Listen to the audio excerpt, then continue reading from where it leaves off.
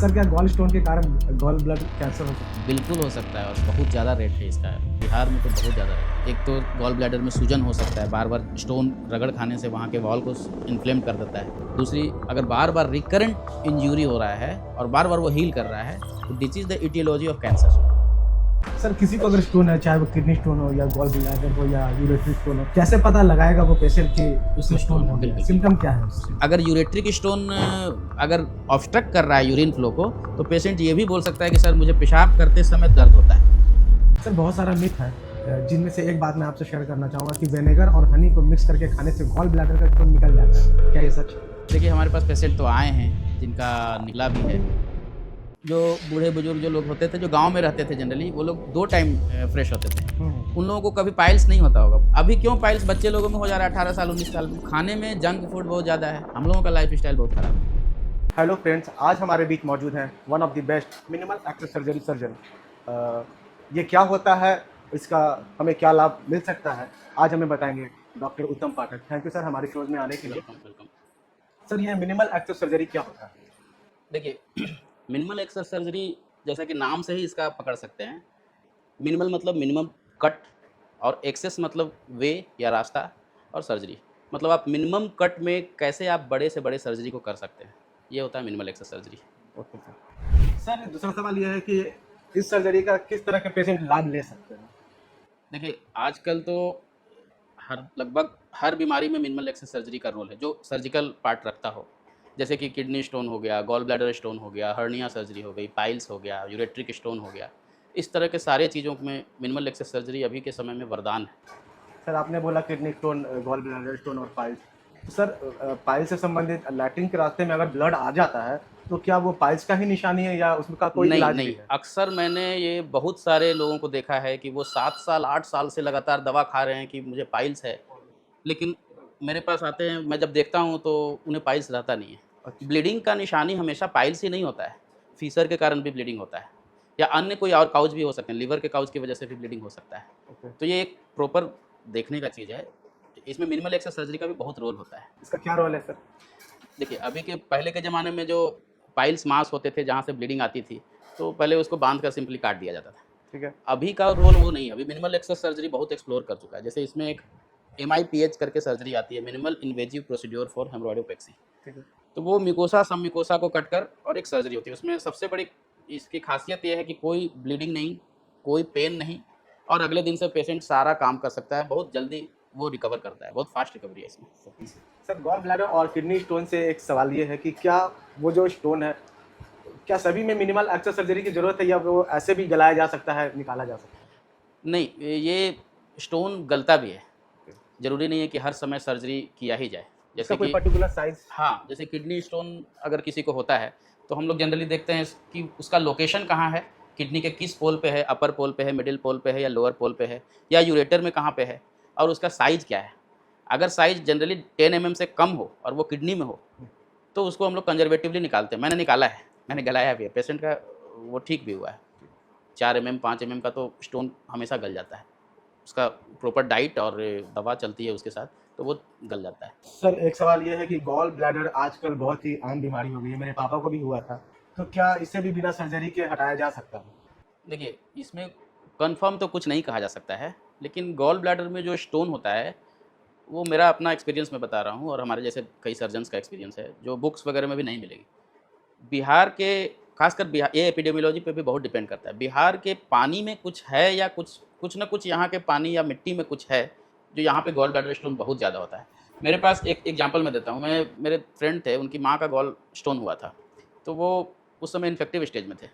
तो मैंने कहा इनका सर्जरी 1.5 महीने के बाद होगा, और मैंने कुछ दवा वगैरह लिख दिया कि सूजन कम होगा और आप 1-1.5 महीना बाद आना। लेकिन मैंने ये उनको बोला कि आप बिहार में मत रहना, अगर कोशिश करो कि बिहार से बाहर रहो। वो बिहार से बाहर गए, 1.5 महीने के बाद वो आए, उनका स्टोन नहीं था।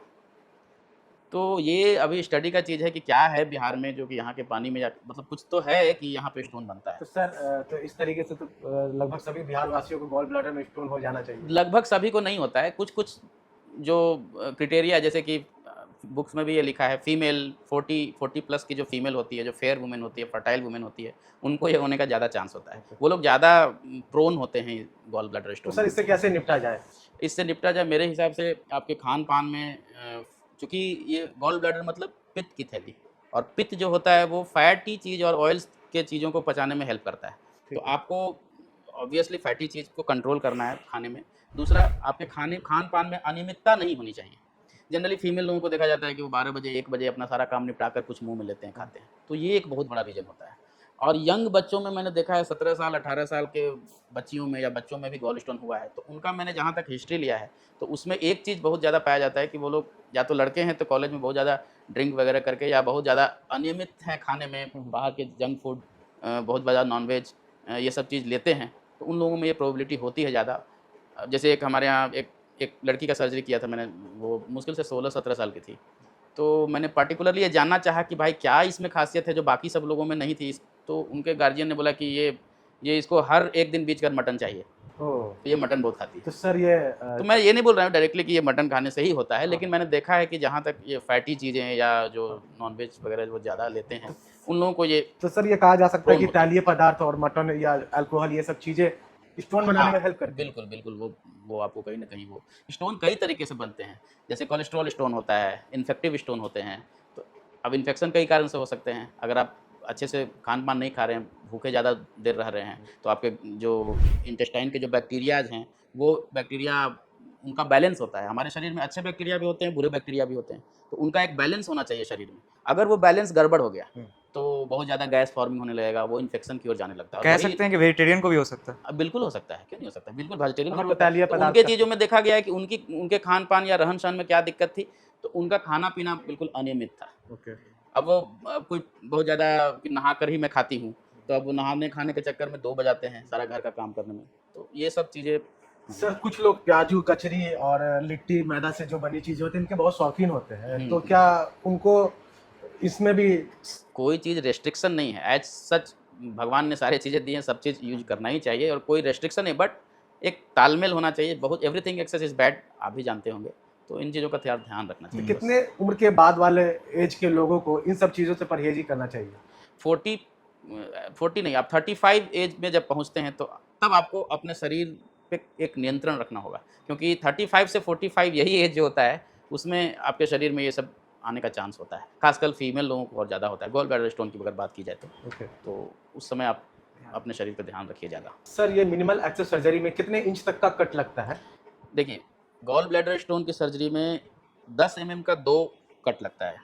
एक बिलो अम्बिलिकस या अबव अम्बिलिकस या कोई अम्बिलिकस, मतलब अम्बिलिकस के पास एक 10 एमएम का पोर्ट जाता है, उसके 10 एमएम का एक इंसिजन। एक एपिगैस्ट्रियम रीजन यानी जस्ट आपके एक्सटर्नल जो बोन होता है उसके जस्ट नीचे यहाँ पे बोला जाए तो एक 10 एमएम का स्टोन लगता है।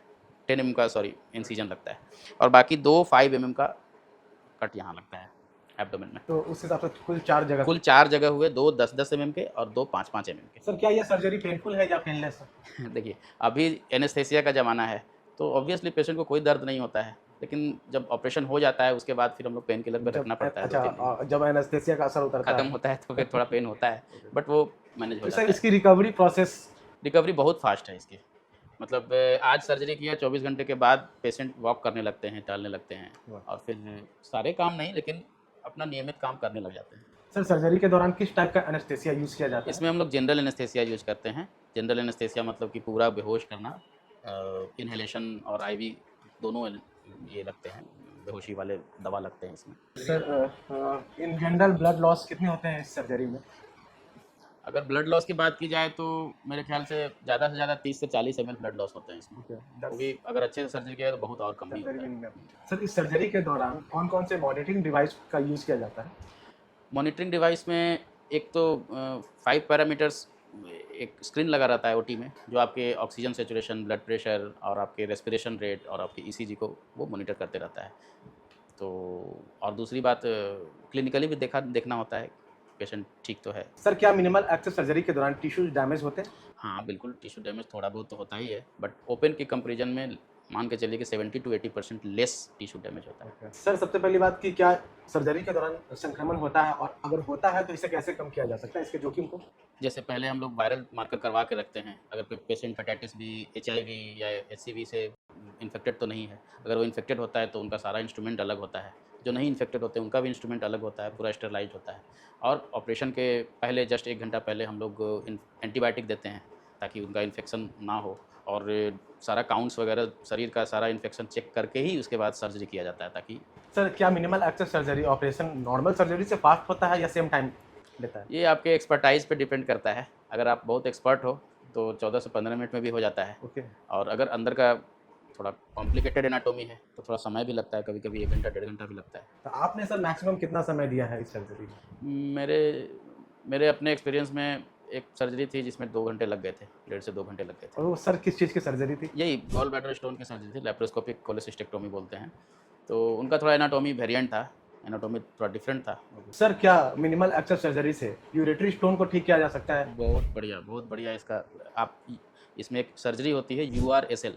यूआरएसएल एक ऐसी सर्जरी है जिसको सर्जरी के कैटेगरी में भी नहीं रखना चाहिए, क्योंकि इसमें without incision through the urethra, मतलब अगर मेल है तो पेनिस के थ्रू एक पतले से गाइड वायर के थ्रू कैमरा और इंस्ट्रूमेंट ले जाकर और उस स्टोन को तोड़कर निकाल दिया जाता है। कोई कहीं भी ना ब्लीडिंग ना कट, बहुत अच्छी सर्जरी होती है उसकी। और सर ये वापस भी आ जाता है क्या ये प्रॉब्लम? जिनको भी स्टोन हुआ है, या तो किडनी स्टोन हो या यूरेटर स्टोन हो, वो दिमाग में ये बात बैठा लें कि उनको फिर से स्टोन हो सकता है, बिल्कुल हो सकता है, और उनको ज़्यादा चांस है होने का। तो उनको प्रिकॉशन रखना पड़ता है कि कुछ प्रिकॉशन होते हैं और कुछ दवा होता है जो हम लोग देते हैं। सर क्या मिनिमल एक्सेस सर्जरी सब लोगों के लिए होते हैं या इसमें कोई लिमिटेशन भी है कि इन लोगों के लिए नहीं किया जा सकता? कुछ लिमिटेशन है, लेकिन ऑलमोस्ट 95% केसेस में कहीं कोई ऐसा कॉन्ट्रा इंडिकेशन नहीं है कि इसमें मिनिमल एक्सेस सर्जरी नहीं कर सकते। लेकिन मशीन की भी अपनी लिमिटेशन होती है, जैसे कि पहले से जो 3-4 बार जिनका ऑपरेशन हो चुका है, तो ऑब्वियसली अंदर में एनाटॉमी उनका थोड़ा सा बिगड़ा हुआ होगा, थोड़ा एडहेजन होता है, तो उसमें ब्लाइंडली अप्रोच करना या मिनिमल एक्सेस सर्जरी से थोड़ा सा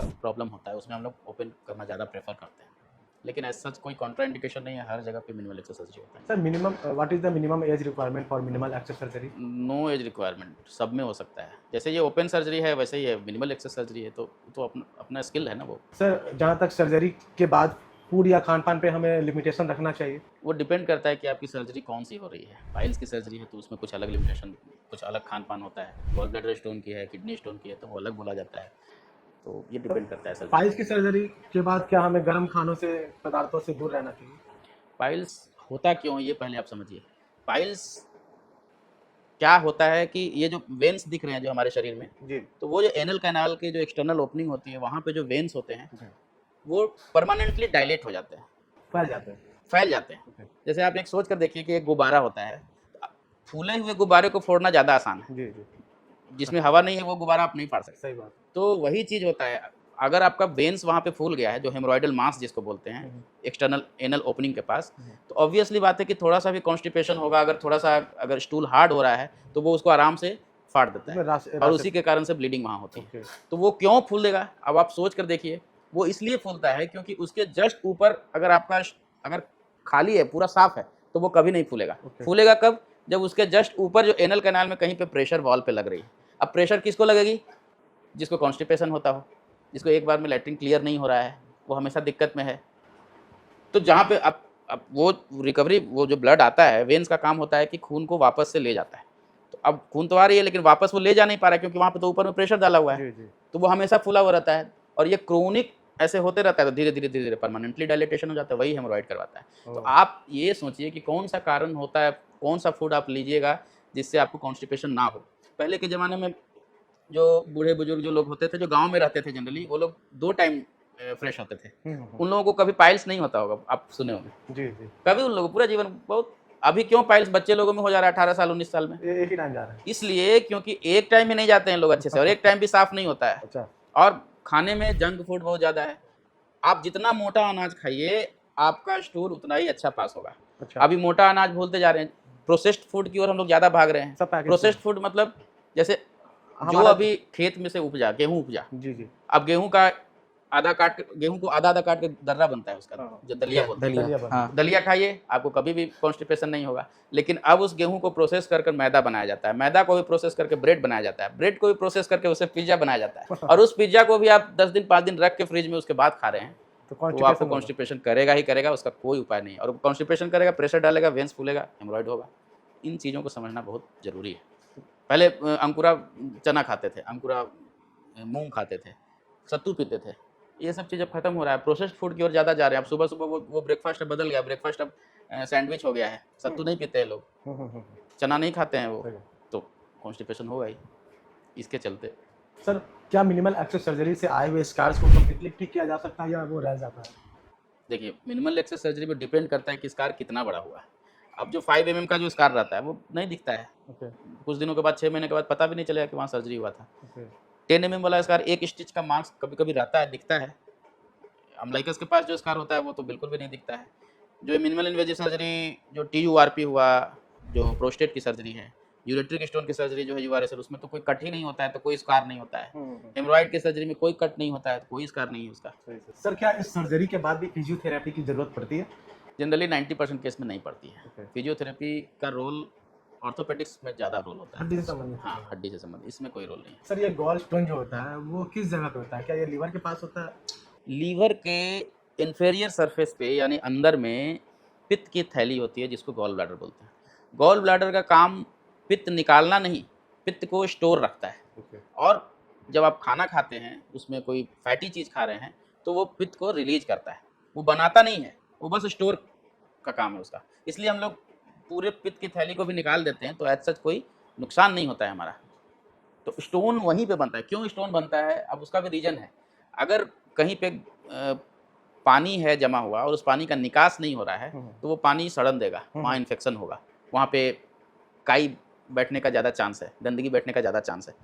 तो वही चीज़ें वहाँ पे होती हैं। अब पित्त की थैली है, वो पित्त निकल नहीं पा रहा है अच्छे से, या इर्रेगुलर निकल रहा है, जैसे निकलना चाहिए उस तरीके से, वो आपके खान-पान पे डिपेंड कर रहा है, क्योंकि वो खान-पान ही इसको स्टिमुलेट करता है।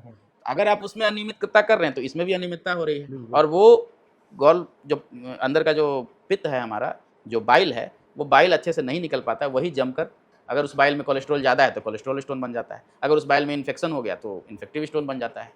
अगर वो नियमित रूप से निकलते रहे, तो जैसे इसमें भी बोलेंगे, हमारे जो पूर्वज थे, हमारे जो गाँव, पहले नहीं होता था कोलेस्ट्रॉल। क्यों? उनका फिक्स टाइमिंग था कि सुबह सूर्योदय के 3 घंटे के अंदर में वो कुछ न कुछ मुँह में ले लेते थे। उसके बाद फिक्स टाइम था, इस समय खाते थे, उसके बाद दिन भर कुछ नहीं खाते थे।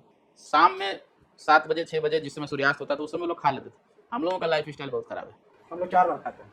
दिन में 4 बार खाते ही रहते हैं हर समय खाते रहते हैं मुँह चलता रहता है हमारा, तो वो उसमें भी वो रेगुलर नहीं है, और रेगुलर उसको सिग्नल रेगुलर नहीं जा रहा है, तो पित्त जो निकलना चाहिए था वैसे उस तरह से निकल नहीं रहा है।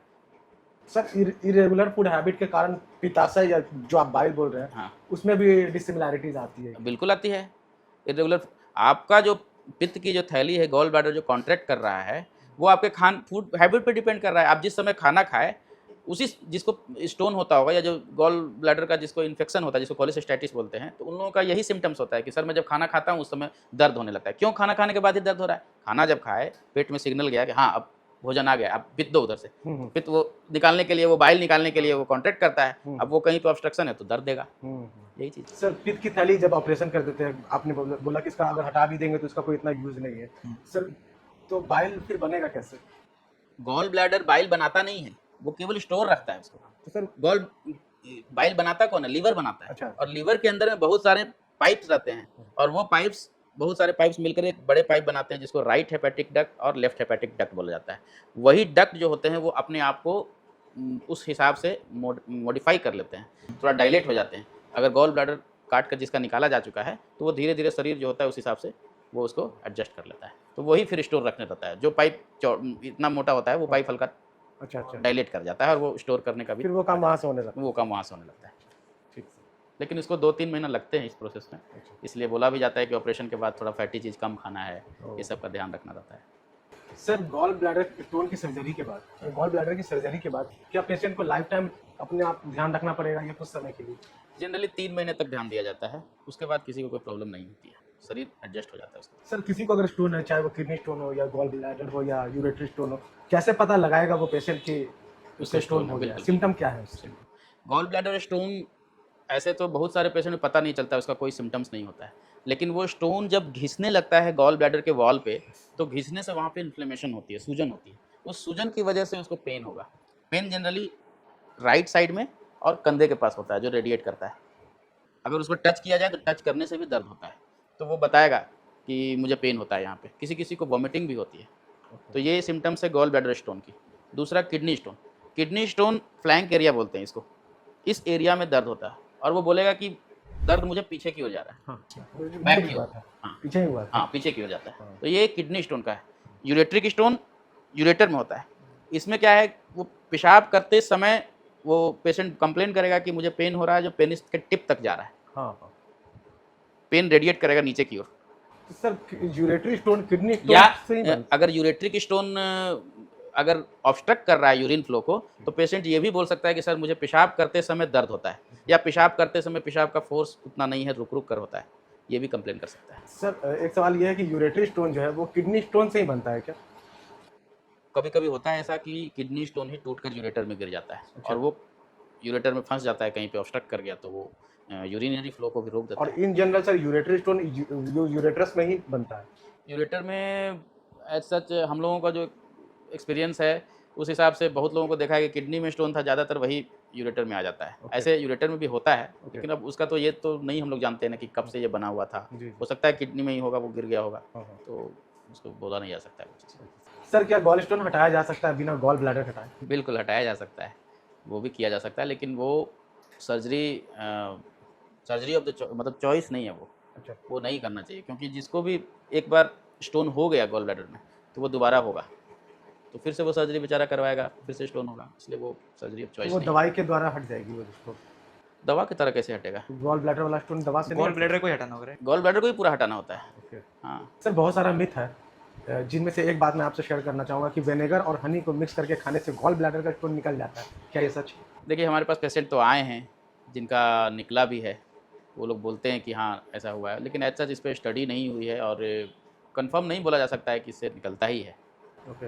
लोग बोलते हैं मिथ है, मैंने बस मिथ ही मान के, लेकिन बहुत सारों पे मैंने ट्राई भी किया, लेकिन कंफर्म रिजल्ट नहीं है इसका। अच्छा, तो आपने भी इस चीज़ को ट्राई किया है? हाँ, मैंने पेशेंट को बोला था कि अगर आपको लगता है तो आप ट्राई करो, 1 महीने के बाद आना, 1.5 महीने के बाद फॉलोअप में, लेकिन उनका नहीं हुआ ठीक।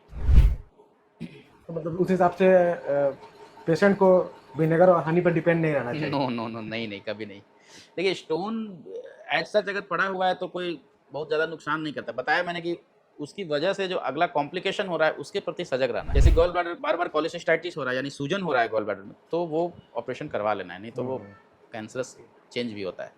अगर किडनी में स्टोन है और वो यूरिनरी आउटफ्लो को ब्लॉक कर दे रहा है, तब तो वो किडनी में सूजन होने लगेगा, किडनी को आप डैमेज कर देगा वो, तो वो स्टोन निकलवा लेना है।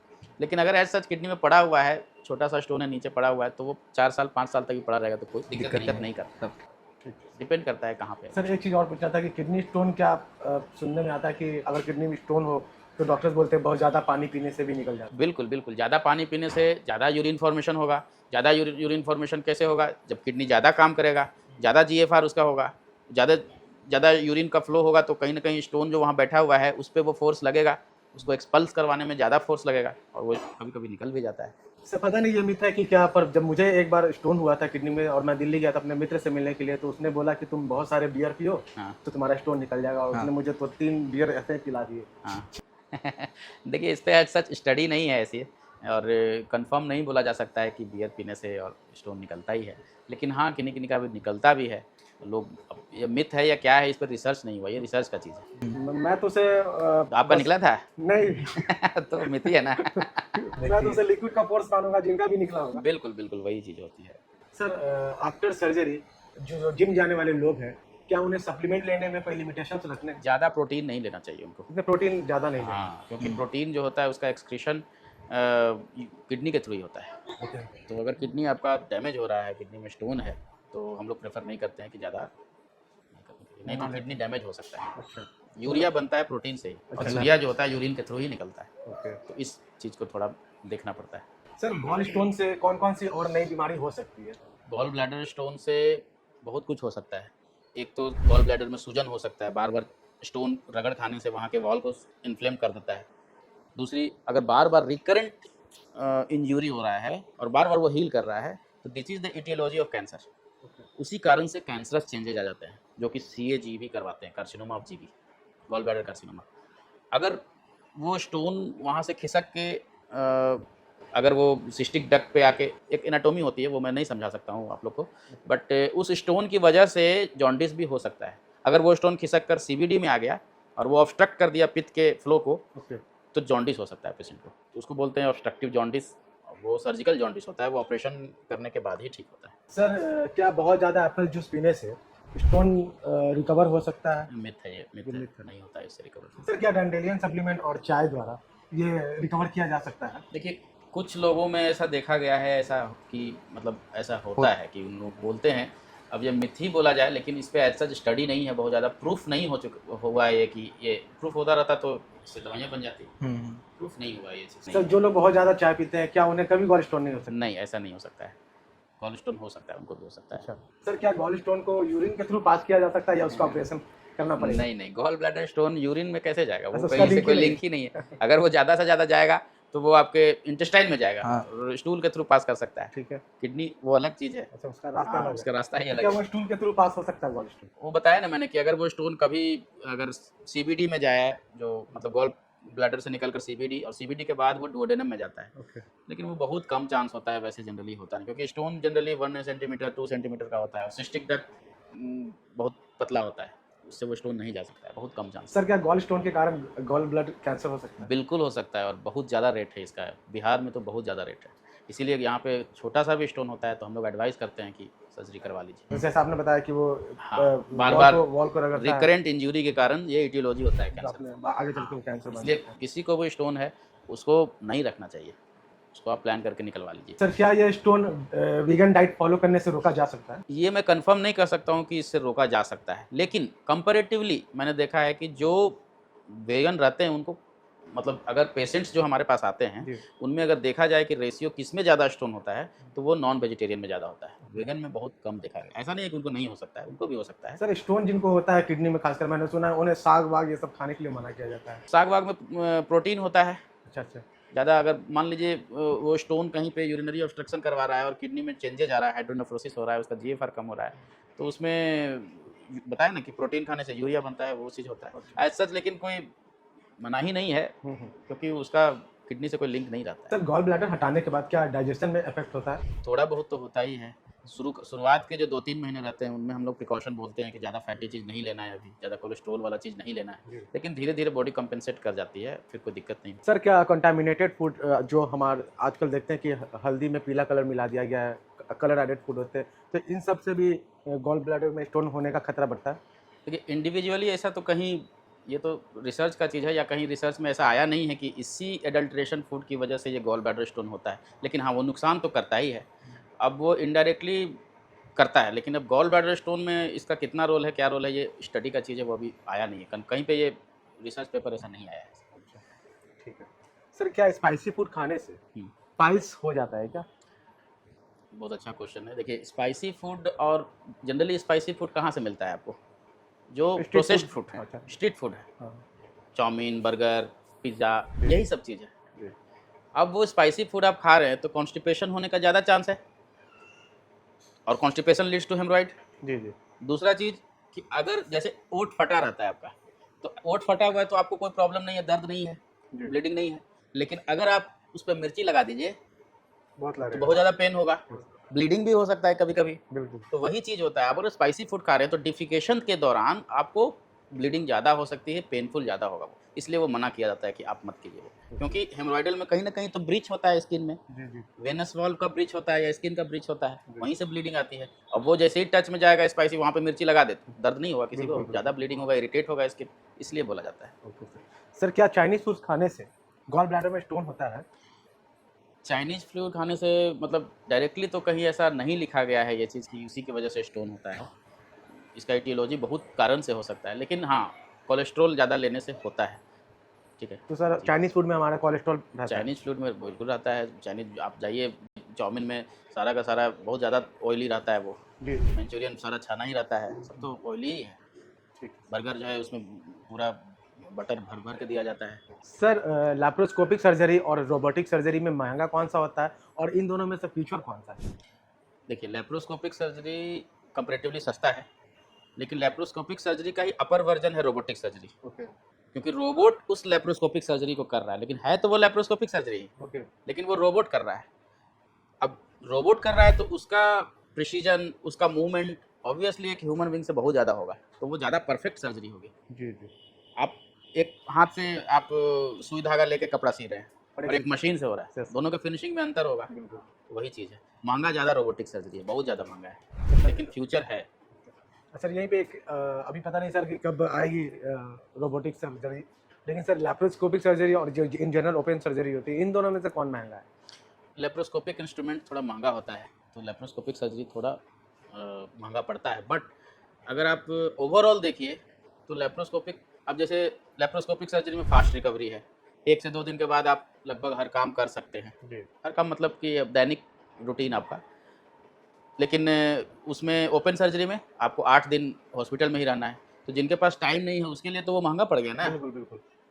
ओवरऑल देखिएगा तो लेप्रोस्कोपिक सस्ता पड़ता है, हाँ, लेकिन कॉस्ट वाइज थोड़ा रहता ही है, महंगा पड़ता थोड़ा सेफ्टी भी हो है, गया। सेफ्टी भी ज़्यादा है। जी सर। अगर ओपन सर्जरी में इन्फेक्शन हो गया तो फिर से 8 दिन की जगह फिर 10 दिन रहना पड़ेगा, कोई ज़रूरत तो नहीं है कि कभी-कभी कैंची भी छूट जाती है। वो तो अलग चीज़ है वो। सर चाहे वो गॉल स्टोन हो या पाइल्स हो या किडनी स्टोन हो, इनके होने के कितने दिनों के बाद सर्जरी कंपलसरी हो जाता है? देखिए सारे सर्जरी का इंडिकेशन है, गॉल ब्लैडर स्टोन अगर हो गया तो अपने आप में इंडिकेशन है कि सर्जरी करवा लीजिए। जी। पाइल्स हो गया है, पाइल्स का ग्रेडिंग होता है कि ग्रेड 1 में है, 2 में है, 3 में है, 4 में है। अगर 2 से 3 के बीच में है उस समय तक हम लोग मैनेज करते हैं कंजर्वेटिवली, लेकिन अगर वो 3rd स्टेज में चला गया, 4th स्टेज में चला गया, प्रोलैप्स हो रहा है, तो हम लोग उसको सर्जरी का इंडिकेशन होता है, हम लोग बोलते हैं कि सर्जरी करवा लीजिए आप। उसी तरीके से किडनी स्टोन है तो उसमें साइज और लोकेशन बहुत मायने रखता है। अगर किडनी स्टोन का साइज 10 mm से कम है तो हम लोग जनरली कोशिश करते हैं कि कंजर्वेटिवली उसको ठीक कर दिया जाए, ओके। और अगर 10 mm से ज़्यादा होता है तो हम लोग उसको सर्जिकल बोलते हैं कि सर्जरी। उस एक यूरेट्रिक स्टोन होता है, यूरेट्रिक स्टोन में भी हम लोग देखते हैं कि अगर वो ऑब्स्ट्रक्ट कर रहा है यूरिनरी फ्लो को, तब तो अर्जेंटली आपको तुरंत सर्जरी करवाना पड़ेगा, नहीं तो वो किडनी को डैमेज देने लगेगा। हाइड्रोनेफ्रोसिस और भी बहुत सारा चीज़ होते हैं, बार बार रिकरेंट यूटीआई, पेशाब में जलन, ये सब चीज़ होने लगती है। लेकिन अगर वो ऑब्स्ट्रक्ट नहीं कर रहा है तो हम लोग वेट कर सकते हैं, यूरेट्रिक स्टोन को निकाला जा सकता है मेडिकेशन के थ्रू। मैंने निकाला भी है, बहुत सारे निकला है स्टोन। सर क्या गॉल ब्लैडर हटाने के बाद डायबिटीज होने के चांसेस बढ़ जाते हैं? नहीं, ऐसा कहीं नहीं है, ऐसा ना बुक में कहीं लिखा है, ना कहीं ऐसा है कि डायबिटीज बढ़ता है कहीं। ये मिथ है। सर हमारे व्यूवर्स को आप मैसेज क्या देना चाहेंगे चाइनीज फूड के बारे में, ये कितना हार्मफुल है? देखिए चाइनीज़ फूड को मैं ये नहीं बोलूँगा कि टोटली हार्मफुल ही है, लेकिन इसको कंट्रोल वे में खाया जाए, क्योंकि चाइना के लोग भी तो रहते हैं, वो वही फूड खाते हैं, उनका डेली का खाना यही है, तो ऐसा थोड़ी ना कि सबको बीमारी हो जा रही है, सबको कैंसर हो जा रहा है, वो नहीं है। आप कंट्रोल वे में खाइए, फ्रेश खाइए, और तो कोई दिक्कत नहीं है। कॉन्स्टिपेशन करवाता है, क्योंकि जनरली नूडल्स जो होता है वो मैदे से बनता है, तो मैदा कॉन्स्टिपेशन करवाता है, और कॉन्स्टिपेशन की वजह से आपका पेट गड़बड़ रहेगा तो बीमारी होगी ही होगी। मैदा पेट को खराब कर हाँ, देता खराब करेगा। तो आप उसको कंट्रोल वे में खाइए, ज़्यादा अच्छा है कि चाइनीज़ को आप घर में बना के खाइए, नुकसान नहीं करेगा। कम खाइए, महीने में 2 बार 3 बार खाइए, रोज़ चाइनीज़ खाइएगा दिक्कत तो है ही। है। सर क्या गॉल स्टोन या किडनी स्टोन अगर प्रेग्नेंट वुमेन को हो जाए तो सर्जरी ड्यूरिंग प्रेगनेंसी होती है या आफ्टर प्रेगनेंसी? देखिए जनरली हम लोग अवॉइड करते हैं सर्जरी को, कि जनरली वो सर्जरी के मतलब ना हो, कोशिश करते हैं कंजर्वेटिवली मैनेज करने का। लेकिन अगर इंडिकेशन है कि नहीं सर्जरी की ज़रूरत है तो 2nd ट्राइमेस्टर तक सेफ होता है, हम लोग करते हैं सर्जरी। सर आपके करियर में आपके सर्जरी के केस में क्या कोई ऐसा यूनिक केस आया है जो आप अपने व्यूअर्स को शेयर करना चाहेंगे? किस चीज़ के केस में, गॉल ब्लैडर स्टोन या पाइल्स? किसी भी केस में जो आपको लगा हो कि ये थोड़ा सा यूनिक के। हाँ बिल्कुल, बहुत सारे केसेज आए हैं। जैसे कि गॉल ब्लैडर स्टोन का सर्जरी मैं कर रहा था एक बार, तो जनरली गॉल ब्लैडर का साइज ऑलमोस्ट 5 सेंटीमीटर के आसपास होता है। एक फीमेल थी जिनका अप्रोक्सीमेटली 22 टू 25 सेंटीमीटर था, अरे वाह, 5 गुना बड़ा, बहुत बड़ा हो गया। और ग्रेड 2 फैटी लिवर, और बहुत ज़्यादा फैटी थी, तो बहुत चैलेंजिंग केस था उसको निकालना। निकल गया? हाँ निकल गया था, मैं फ़ोटो भी दिखाऊंगा आपको। और वो सर मिनिमल एक्सेस सर्जरी था। मिनिमल एक्सेस सर्जरी के थ्रू ही निकला था। एक और केस था, जस्ट गॉल ब्लैडर जहाँ पे था उसके जस्ट बगल में ही एक बड़ा सा मांस था, पल्साटाइल मांस था। अब वो क्या था वो एग्जैक्टली रिपोर्टिंग में भी नहीं दिया गया था, बट वो बहुत चैलेंजिंग सर्जरी थी कि अगर 1 सेंटीमीटर जस्ट बगल में था वो, अगर उस पर हल्का सा भी प्रिक हो जाए या हल्का सा टच कर जाए तो वो पेशेंट इतना ज़्यादा ब्लीड करता कि वही ऑन टेबल डेथ हो जाता, लेकिन वो सर्जरी भी सक्सेसफुली हुआ। एक हॉर्शू किडनी होती है, उसका स्टोन का सर्जरी मैंने किया है, जो कि बहुत कम लोग, बहुत सारे सर्जन डिनाई कर चुके थे उस सर्जरी को करने के लिए, लेकिन मैंने किया था। हॉर्शू किडनी होती है कि जनरली किडनी अलग अलग, राइट लेफ्ट अलग अलग होती है। उसमें क्या आता है हॉर्शू किडनी में कि ऊपर का पोल तो ठीक है, लेकिन नीचे का पोल वो एक दूसरे से जुड़ा रहता है, ओह, तो शेप उसका हॉर्शू, हाँ हाँ, वो हॉर्सशू की जो तरह बन घोड़े गया। की नाल होती U है शेप में आ गया। उस तरीके का शेप हो जाता है। जी। और उसमें स्टोन होना, उसका एनाटोमी भी वेरिएंट होता है, क्योंकि उसका जो ब्लड वेसल्स होते हैं वो काफ़ी नज़दीक होते हैं जी। और अल्टर्ड होते हैं, मतलब वो नीचे की तरफ मुँह किए रहते हैं। तो उनका सर ऊपर से देख कर व्यू कर रहा सर्जरी करना आसान है, लेकिन जिस जो नीचे की तरफ है और वहाँ पे ब्लड वेसल्स भी है, तो ब्लाइंडली बहुत टफ सर्जरी होता है। वो मैंने किया है। वो हॉर्सशू किडनी बहुत इंटरेस्टिंग था, लेकिन वो भी सक्सेसफुली हुआ है सारा चीज़। तो हम आपके अच्छे करियर की शुभकामना करते हैं और हमारे धन्यवाद। व्यूवर से कहना चाहेंगे कि आज हमने बहुत सारे क्वेश्चन को सॉल्व किया और अगर आपका कोई क्वेरी है तो हमारे कमेंट में क्वेश्चन करें, हम डॉक्टर साहब को फिर से बुलाएंगे और आपके सवालों का जवाब देंगे।